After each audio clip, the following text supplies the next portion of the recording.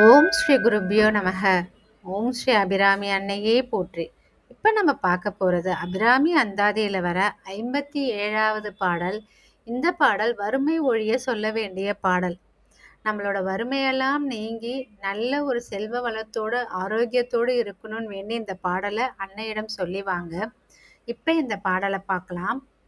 ஐயன் அளந்தபடி இருநாழி கொண்டு அண்டம் எல்லாம் உய்ய அறம் செய்யும் உன்னையும் போற்றி ஒருவர் தம்பால் செய்ய பசுந்தமிழ் பாமாலையும் கொண்டு சென்று பொய்யும் மெய்யும் இயம்ப வைத்தாய் இதுவோ உந்தன் மெய்யருளே.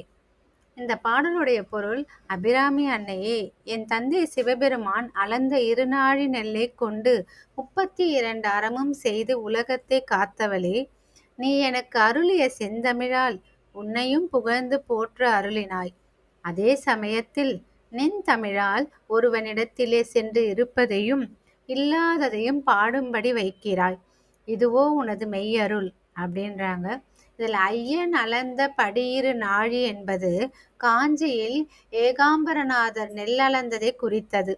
அதனை பெற்ற அபிராமி காத்தலை செய்யும் காமாட்சியாகி 32 அறங்களையும் புரிந்து உலகை புரந்தனள் என்பது வழக்கம் அப்படின்னு அபிராமி பட்டர் அபிராமி அன்னையை வேண்டி பாடுறாங்க. நீங்களும் உங்களுடைய வறுமையெல்லாம் நீங்கி செல்வ செழிப்போடு நல்லா இருக்கணும்னு வேண்டி அபிராமி அந்தாதி பாடலை தினமும் பாடிவாங்க. அபிராமி அன்னையோட அருளை பெறுங்க. ஓம் ஸ்ரீ அபிராமி அன்னையே போற்றி.